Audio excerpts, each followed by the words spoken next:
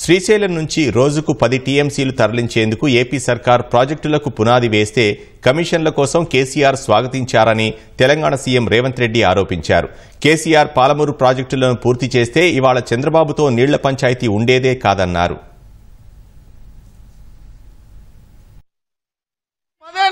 పాలమూరు రంగారెడ్డి ఎత్తిపోతలు పూర్తి చేసినుంటే ఇవాళ చంద్రబాబు నాయుడుతో పంచాయతీ ఎందుకు వస్తుండే? వైఎస్ రాజశేఖర రెడ్డి ముఖ్యమంత్రి ఉన్నప్పుడు పోతిరెడ్డిపాడు పక్క 4,000 క్యూసెక్స్ నుంచి 40,000 క్యూసెక్లకు పెంచింది. రాజశేఖర రెడ్డి గారికి ఊడిగం చేసింది. కృష్ణా నది జలాలను రాయలసీమకు తరలించడానికి అనుమతించింది కాదా చంద్రశేఖరరావు? మళ్ళీ ఆయన కొడుకు జగన్మోహన్ రెడ్డి ముఖ్యమంత్రి అయిన తర్వాత పంచపక్ష ప్రమాణాలు పెట్టి రాయలసీమ ఎత్తిపోతల పథకం రచించింది నువ్వు కాదా? Rayalaseema lift irrigation Muchumarri lift irrigation నిర్మించుకుంటుంటే ఒక్క రోజైనా నువ్వు అడ్డుకున్నావా?